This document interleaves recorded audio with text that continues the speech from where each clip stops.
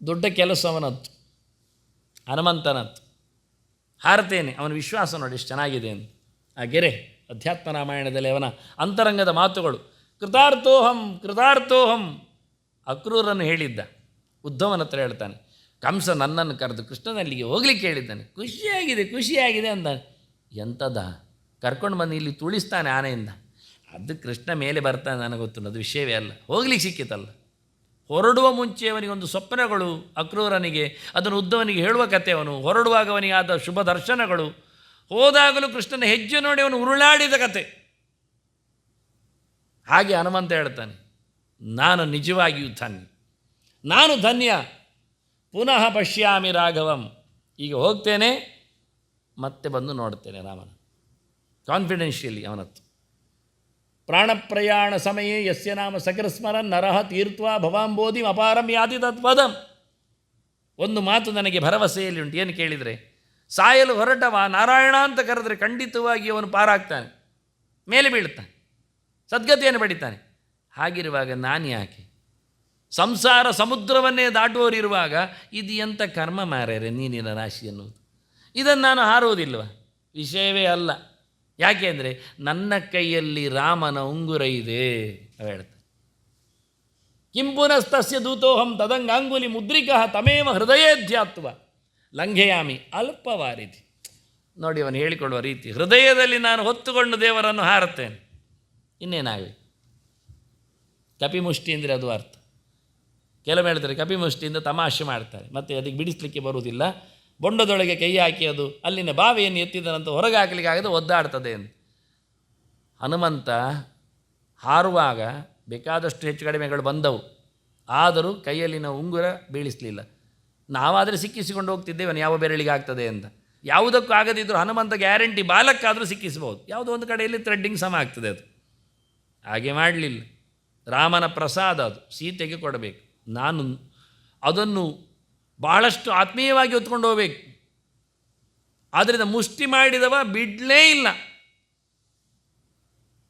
ಕೊನೆಗೆ ಸೀತೆಗೆ ಕೊಟ್ಟ, ಸಮಾಧಾನ ಆಯಿತು. ಅಲ್ಲಿಗೆ ಮುಷ್ಟಿ ಮುಗಿಲಿಲ್ಲ. ಹೇಗೆ? ಸೀತೆ ಕೊಟ್ಟಲು, ಚೂಡಾಮಣಿ ಹಿಡ್ಕೊಂಡ, ಮತ್ತು ಅದೇ ಇದು ಮತ್ತೆ ರಾಮನಿಗೆ ಕೊಡಬೇಕು. ಅದು ಅಷ್ಟು ಜನರನ್ನು ಕೊಂದು ಹೊಡೆದು ಬಿಸಾಡಿದ್ದಾನೆ, ಆದರೂ ಕೈಯಲ್ಲಿ ಮಾತ್ರ ಹಾಗೆ ಚೂಡಾಮಣಿ ಇಟ್ಕೊಂಡಿದ್ದ. ಇದು ಅವನ ಇದು ಕಪಿಮುಷ್ಟಿ ಅಂದರೆ ಹಾಗೆ. ದೇವರ ಸೇವೆಗೋಸ್ಕರ ಒಂದೊಮ್ಮೆ ನೀನು ಬದ್ಧನಾದರೆ ಎಂಥ ಸನ್ನಿವೇಶಕ್ಕೂ ಕೈ ಚೆಲ್ಲಬೇಡ. ಅದನ್ನು ಹೇಳಿಕೊಂಡ ರೀತಿಯವ. ದೇವರ ನಾಮವೇ ಉದ್ಧಾರ ಮಾಡುವಾಗ ಅವನ ಉಂಗುರ ನನ್ನ ಕೈಯಲ್ಲಿದ್ದಾಗ, ನಾಮಾಂಗುಲಿಕ ಹೆಸರು ಕೆತ್ತಿದ ಉಂಗುರದು, ನಾನು ಯಾಕೆ ಬಿದ್ದೋಗ್ತೇನೆ ನೀರಿನ ನಡುವೆ? ನಾನು ಯಾಕೆ ಸಮುದ್ರವನ್ನು ಹಾರದೇ ಇರ್ತೇನೆ? ಖಂಡಿತ ಹಾರುತ್ತೇನೆ ಅಂತ ಹಾರಿಬಿಟ್ಟಿದ್ದಾನೆ, ಹಾರಿದ್ದಾನೆ. ಅವನು ಯೋಚನೆ ಮಾಡಿಕೊಂಡ ಹಾರುವಾಗ ಏನು ಮಾಡಲಿ ಅಂತ. 3 ಪ್ರಕಾರದಲ್ಲಿ ಯೋಚನೆ ಮಾಡಿದ್ದಾನೆ. ಅವನ ಒಳ ಗುದಿಯಲ್ಲಿ ಏನೆಲ್ಲ ಮಾತುಗಳು ಓಡಾಡ್ತವೆ ಎನ್ನುವುದನ್ನು ಬೇರೆ ಕಡೆಯನ್ನು ನೋಡಲಿಕ್ಕೆ ಬರ್ತದೆ. ಲಂಘಯಿತ್ವ ಜಲನಿಧಿಂ ಕೃತ್ವಾ ಲಂಕಾಂಚ ಭಸ್ಮಸಾತ್ ರಾವಣಂ ಸಕುಲಂ ಹತ್ವ ಆನೇಷ್ಯೆ ಜನಕ ನಂದಿನಿ. ಹಾರುವುದೇ. ಆನಂತರ ಲಂಕೆಯನ್ನು ಮುಗಿಸುವುದು. ನೋಡಿ, ಇಲ್ಲೇ ಲೆಕ್ಕಾಚಾರ ಹಾಕಿದ್ದಾನೆ. ಲಂಕೆಯನ್ನು ಭಸ್ಮ ಮಾಡುವುದು ಅಂತ, ಬೆಂಕಿಯಾಗಿ ಸುಡುವುದು, ಮತ್ತು ರಾವಣನನ್ನು ಮುಗಿಸುವುದು. ಅನಂತರ ಸೀತೆಯನ್ನು ತಂದು ಬಿಡುತ್ತೆ. ಕೆಲಸ ಆಯ್ತಲ್ಲಿ. ಸ್ವಲ್ಪ ಜಾಸ್ತಿ ಆಯಿತಾ? ಸರಿ, ಚೂರು ಕಂಟಿನ್ಯೂ ಮಾಡುವ ಅಂತ. ಯದ್ವಾ ಬದ್ವಾಗಲೇ ರಜ್ವಾ ರಾವಣಂ ವಾಮ ಪಾಣಿನ ಲಂಕಾಂ ಸಪರ್ವತಾಂ ಧೃತ್ವ ರಾಮಸ್ಯಾಗ್ರೆ ಕ್ಷಿಪಾಮಿ. ಇಲ್ಲ, ಲಂಕೆಯನ್ನೇ ತಂದು ಹಾಕಿಲ್ಲ ರಾಮನ ಬುಡಕ್ಕೆ. ಬಿಡ್ತಾನವ, ಅವನನ್ನು ಎಡ ಕೈಯಲ್ಲಿ ಕಟ್ಟಿ ಹಾಕೋದು.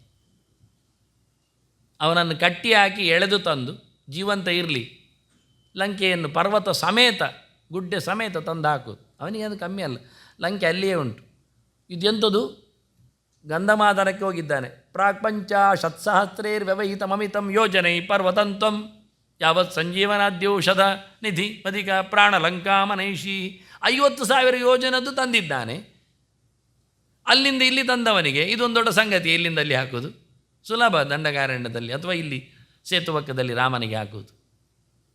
ಅದೆಂತ ಮಾಡು ಯೋಚನೆ ಮಾಡಿದೆ, ಬೇಡ, ಜಾಸ್ತಿ ಆಯಿತು. ಯಾಕೆ ಲಂಕೆ ಇದ್ದಲ್ಲೇ ಇರಲಿ. ಯದ್ವಾ ದೃಷ್ಟ್ವೈವ ಯಾಸ್ಯಾಮಿ ಜಾನಕಿಂ ಶುಭಲಕ್ಷಣ.